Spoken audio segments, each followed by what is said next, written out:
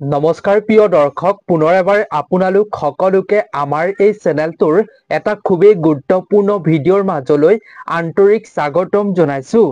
প্ৰিয় দৰ্শক, সমাগত 2025 বৰ্ষৰ ৰাস পূৰ্ণিমা অৰ্থাৎ কাৰ্তিক পূৰ্ণিমা। ৰাস পূৰ্ণিমাৰ দিনটো বহু লোকে কাৰ্তিক পূৰ্ণিমা হিচাপেও কয়। গতিকে প্ৰিয় দৰ্শক, এই ৰাস পূৰ্ণিমাৰ দিনটোত আপোনাৰ ঘৰত থকা তুলসী গছজোপাৰ পৰা আপুনি অকণমান মাটি লৈ এই উপায়টো যেনে তেনে কৰিব। হঠাৎ ঘৰলৈ ধন প্ৰাপ্তিৰ বাবে আপুনি এই সুযোগ কেতিয়াও এৰিব নালাগে। ৰাস পূৰ্ণিমাৰ দিনা আপুনি কৰিবলগীয়া বিশেষ কেইটামান কামৰ বিষয়ে আমি আজিৰ এই ভিডিঅ'টোত আপোনালোকৰ লগত শ্বেয়াৰ কৰিবলৈ আগবাঢ়িছো। গতিকে প্ৰিয় দৰ্শক, আপুনিও যদি আপোনাৰ ঘৰৰ সমস্যা দূৰ কৰি ভগৱানৰ অসীম কৃপা লাভ কৰি যদি আপুনি উন্নতি হ'ব বিচাৰে আৰু আপুনি বছৰটোৰ বাবে অপায় অমংগলৰ পৰা মুক্ত হ'ব বিচাৰে, ৰাস পূৰ্ণিমাৰ আপুনি সম্পূৰ্ণ ফলাফল যদি পাব বিচাৰে, ভগৱান শ্ৰীকৃষ্ণৰ কৃপা যদি আপুনি লাভ কৰিব বিচাৰে, তেন্তে আজিৰ ভিডিঅ'টো আপুনি সম্পূৰ্ণকৈ চাব। আজিৰ এই ভিডিঅ'টোত যিসকল ব্যক্তিয়ে সম্পূৰ্ণকৈ চাব, সেই সকল ব্যক্তিয়ে হঠাৎ ধন প্ৰাপ্তিৰ মহা সুযোগ লাভ কৰিব পাৰিব। ভগৱান শ্ৰীকৃষ্ণই তেওঁলোকৰ জীৱনৰ পৰা অপায় অমংগল দূৰ কৰিব। গতিকে প্ৰিয় দৰ্শক, ভিডিঅ'টোৰ মাজলৈ আগবঢ়াৰ পূৰ্বে আপুনি কমেণ্টত ভক্তি মনেৰে ভগৱান শ্ৰীকৃষ্ণৰ নাম লিখিবৰ বাবে একেবাৰে নাপাহৰিব। লগতে ভগৱান শ্ৰীকৃষ্ণৰ নামত এটা ভিডিঅ'টোত লাইক কৰিব। লগতে আপুনি শাস্ত্ৰ সম্বন্ধীয় বিভিন্ন প্ৰতিকাৰ, বিভিন্ন নজনা কথা জানিবৰ বাবে আপুনি এই চেনেলটো অৱশ্যেই ছাবস্ক্ৰাইব কৰি ৰাখিব। প্ৰিয় দৰ্শক, বৈষ্ণৱ সম্প্ৰদায়ৰ বাবে প্ৰধান উৎসৱ হৈছে ৰাস। প্ৰিয় দৰ্শক, প্ৰচলিত বিশ্বাস অনুসৰি ৰস শব্দটোৰ পৰাই ৰাসৰ উৎপত্তি হোৱা বুলি বিশ্বাস কৰা হয়। আৰু এই পবিত্ৰ ৰাস পূৰ্ণিমাৰ দিনটোত ভগৱান শ্ৰীকৃষ্ণৰ ৰাস উৎসৱ পালন কৰা হয়। এই দিনটোত ৰাধা কৃষ্ণক পূজা অৰ্চনা কৰা হয়। গতিকে এই শুভ দিনটোত যদি আপুনি এনে কিছুমান কাম কৰিব পাৰে, তেতিয়াহ'লে আপুনি ভগৱান শ্ৰীকৃষ্ণৰ লগতে আপুনি শিৱ ভগৱানৰ কৃপাও লাভ কৰিব পাৰিব। গতিকে আপুনি ভিডিঅ'টো শেষলৈকে চাই থাকিব। 2025 বৰ্ষৰ ৰাস পূৰ্ণিমা অৰ্থাৎ কাৰ্তিক পূৰ্ণিমা হ'বলৈ গৈ আছে 5 নৱেম্বৰ তাৰিখে। এই দিনটোত ভগৱান শিৱই ত্ৰিপুৰাসুৰ নামৰ অসুৰক বধ কৰিছিল আৰু দেৱতাসকলক তেওঁৰ ৰাজ্য পুনৰ ঘূৰাই দিছিল। স্বৰ্গৰ ৰাজ্যত দেৱৰাজ ইন্দ্ৰই পুনৰ আসনত বহিছিল। এই দিনটোতে আনফালে এই দিনটোত ভগৱান বিষ্ণুৱে মৎস্যৰ অৱতাৰ লৈ প্ৰলয়ৰ পৰা ধৰিত্ৰীক ৰক্ষা কৰিছিল। সেইবাবে এই দিনটোত পূজা অৰ্চনা কৰাটো অতি ফলদায়ক। এই দিনটোত গংগাত স্নান কৰাটো অতি ফলদায়ক বুলি গণ্য কৰা হয়। এই দিনটোত যিকোনো বস্তু দান কৰাটো সৰ্বশ্ৰেষ্ঠ দান হিচাপে গণ্য কৰা হয়। প্ৰিয় দৰ্শক, শাস্ত্ৰৰ অনুসৰি কোৱা হৈছে যে ৰাস পূৰ্ণিমাৰ দিনা যদি আপুনি গাই গৰু দান কৰিব পাৰে, তেতিয়াহ'লে আপোনাৰ ঘৰখনত ধন সম্পত্তিৰ প্ৰাপ্তি হোৱাৰ সুযোগ আহি পৰিব। আপুনি এই দিনটোত গৰুৰ ফটোৰ মূৰ্তি হ'লেও দান কৰাটো অতি শুভ বুলি শাস্ত্ৰত কোৱা হৈছে। লগতে শাস্ত্ৰত কোৱা হৈছে প্ৰিয় দৰ্শক, এই দিনটোত আপুনি ঘিউ, মিঠাতেল যদি দান কৰিব পাৰে, তেতিয়াহ'লে আপোনাৰ জীৱনৰ পৰা দুখ কষ্ট দূৰ হয় বুলি বিশ্বাস কৰা হয়। প্ৰিয় দৰ্শক, কেৱল ইমানেই নহয়, এই দিনটোত যদি ব্ৰত বা আপুনি উপবাস পালন কৰে, তেতিয়াহ'লে আপোনাৰ মনোকামনা, মনৰ ইচ্ছা পূৰণ কৰিব পাৰিব। আপুনি ব্ৰত অৰ্থাৎ উপবাস পালন কৰি এই দিনটোত ৰাধা কৃষ্ণক পূজা কৰাটো অতি ফলদায়ক বুলি শাস্ত্ৰত গণ্য কৰা হয়। এই ৰাস পূৰ্ণিমা হৈছে বছৰৰ ভিতৰত আটাইতকৈ পবিত্ৰ পূৰ্ণিমা হয়। এই কাৰ্তিক পূৰ্ণিমা অৰ্থাৎ ৰাস পূৰ্ণিমাৰ দিনটোত কাৰ্তিকা নক্ষত্ৰত চন্দ্ৰ আৰু বৃহস্পতিৰ স্থিতি হয়। সেইবাবে এই পূৰ্ণিমাক মহাপূৰ্ণিমা বুলি কোৱা হয়। বছৰৰ আটাইতকৈ পবিত্ৰ পূৰ্ণিমা বুলি কোৱা হয়। এই পূৰ্ণিমাৰ দিনটোত আপোনাৰ ঘৰত সন্ধিয়াৰ সময়ত এগছি বন্তি জ্বলোৱাটো খুবেই জৰুৰী। আপুনি এই দিনটোত কোনো পুণ্য স্থানত গৈ আপুনি শুভ মুহূৰ্তত চাকি বন্তি জ্বলোৱাটো অতি ফলদায়ক বুলি গণ্য কৰা হয় শাস্ত্ৰত।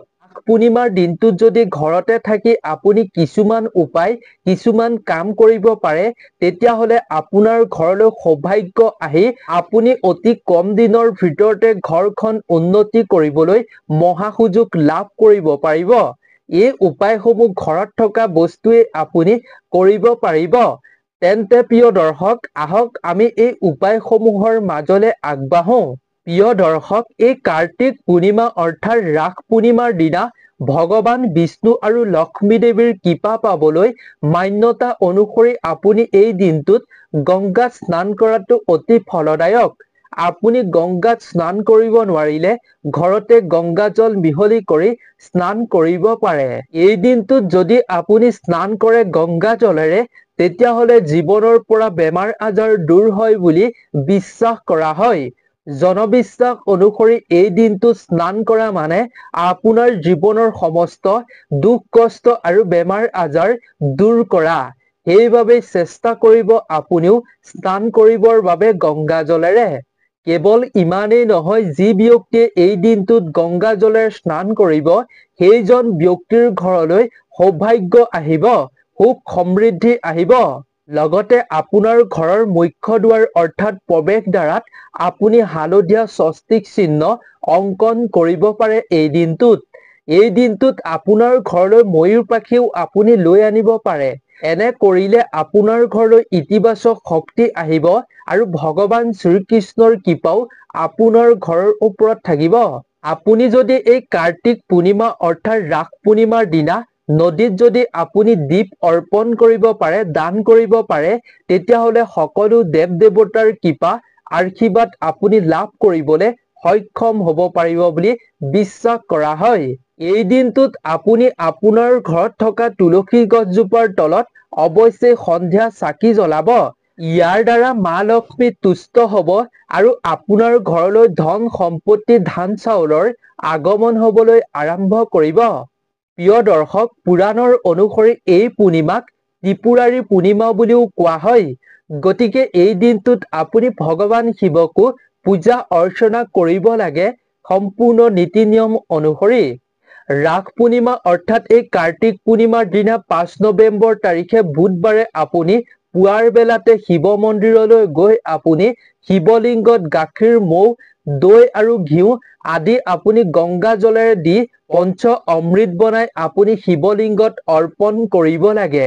যিজন ব্যক্তিয়ে গাখীৰ আৰু মৌ, ঘিউ, দৈ আৰু গংগা জল এই 5 বিধ বস্তু মিহলি কৰি শিৱলিংগত অৰ্পণ কৰিব, এইজন ব্যক্তিৰ সকলো মনোকামনা ভগৱান শিৱই পূৰ্ণ কৰিব কম দিনৰ ভিতৰতে। সেইবাবে এই সুযোগ আপুনি কেতিয়াও নেৰিব।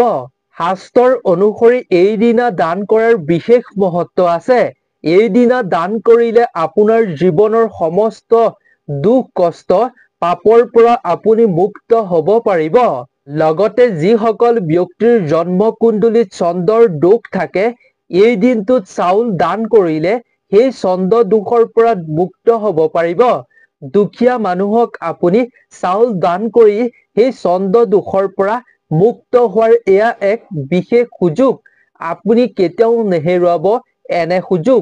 লগতে প্ৰিয় দৰ্শক, এই ৰাস পূৰ্ণিমা অৰ্থাৎ কাৰ্তিক পূৰ্ণিমাৰ দিনা আপুনি কাৰো লগত তৰ্ক বিতৰ্ক কৰাটো উচিত নহয়। গতিকে আপুনি অসৎ কাম কৰিলে এই দিনটোত আগন্তুক দিনত আপুনি বহুতো সমস্যাৰ সমভাগী হ'ব। সেইবাবে আপুনি অসৎ কাম কৰাৰ পৰা এই দিনটোত বিৰত থাকিব।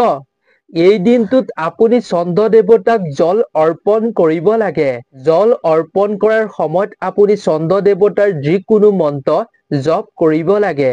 যদি মন্ত্ৰ মনত নাথাকে তেতিয়াহ'লে আপুনি ওম চন্দ্ৰ দেৱতায়ে নমঃ এইদৰে আপুনি জপ কৰিব লাগে। প্ৰিয় দৰ্শক, আপুনি এই কাতি মাহত প্ৰতিদিনে পাৰিলে লক্ষ্মী দেৱী আৰু ভগৱান বিষ্ণুৰ চৰণত, শ্ৰীকৃষ্ণৰ চৰণত আপুনি এগছি বন্তি প্ৰতিদিনেই জ্বলাব লাগে। লগতে যম দেৱতা আৰু অশ্বস্থ গছৰ তলত আপুনি সন্মুখত এগছি ঘিউ চাকি পাৰিলে প্ৰতিদিনে এই মাহত জ্বলোৱাটো অতি ফলদায়ক বুলি গণ্য কৰা হয়। আপুনি কেৱল ৰাস পূৰ্ণিমা অৰ্থাৎ কাৰ্তিক পূৰ্ণিমা দিনাই দান নহয়, কাতি মাহত আপুনি যিকোনো এটা দিনত হলেও দান কৰাটো সৰ্বশ্ৰেষ্ঠ দান হিচাপে গণ্য কৰা হয়। আপুনি খাদ্য, বস্ত্ৰ, অন্ন যিকোনো বস্তু আপুনি দান কৰিব পাৰে।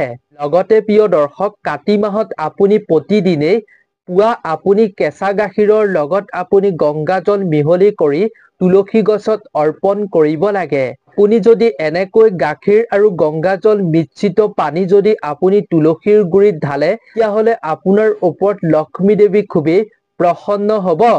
আপুনি তুলসীৰ গুৰিৰ পৰা প্ৰতিদিনে আপুনি অকণমান মাটি লৈ আপুনি নিজৰ কপালত তিলক হিচাপে প্ৰয়োগ কৰিব লাগে। যিকোনো শুভ কামত গ'লে আপুনি যদি তুলসীৰ তলৰ পৰা অকণমান মাটি লৈ কপালত তিলক লগায়, তেতিয়াহ'লে আপোনাৰ দিনটো শুভ হ'ব আৰু যি কামত যাব সেই কাম আপোনাৰ সম্পূৰ্ণৰূপে সফল হ'ব বুলি কোৱা হৈছে। গতিকে ৰাস পূৰ্ণিমাৰ দিনা যদি আপুনি এনেকুৱা বিশেষ কামত যায়, অকণমান মাটি লৈ কপালত অৱশ্যেই তিলক লগাব। আৰু আপুনি যিকোনো কামত নগলেও আপুনি এই দিনটোত অকণমান মাটি তিলক হিচাপে প্ৰয়োগ কৰাটো অতি ফলদায়ক বুলি শাস্ত্ৰত গণ্য কৰা হৈছে। লগতে প্ৰিয় দৰ্শক, কাতি মাহত এজোপা আপুনি তুলসী গছ হালধীয়া কাপোৰে মেৰিয়াই লৈ আপুনি নিজৰ কৰ্মস্থান বা ব্যৱসায় স্থানত যদি ৰাখে, তেতিয়াহ'লে দুগুণে আপোনাৰ কৰ্মস্থানত উন্নতি হ'ব বুলি বিশ্বাস কৰা হৈছে শাস্ত্ৰত। গতিকে আপুনি এই কাম ৰাস পূৰ্ণিমাৰ দিনাও কৰিব পাৰিব। আজিৰ এই ভিডিঅ'টো ইমানেই আছিল। আশা কৰোঁ নিশ্চয় ভিডিঅ'টো চাই উপকৃত হৈছে। ৰাস পূৰ্ণিমাৰ দিনা আপুনি কৰিবলগীয়া কামসমূহৰ বিষয়ে নিশ্চয় সুন্দৰভাৱে জানিব পাৰিলে। গতিকে যদি ভাল পালে তেন্তে ভিডিঅ'টো আৰু 10 জনৰ লগতো শ্বেয়াৰ কৰিব যিমান পাৰে। গতিকে আজিৰ ভিডিঅ'টোৰ পৰা আমি বিদায় লৈছো। আপোনালোক সকলো ভালে থাকক, সুস্থ থাকক, তাৰেই আমিও কামনা কৰিছো। ধন্যবাদ।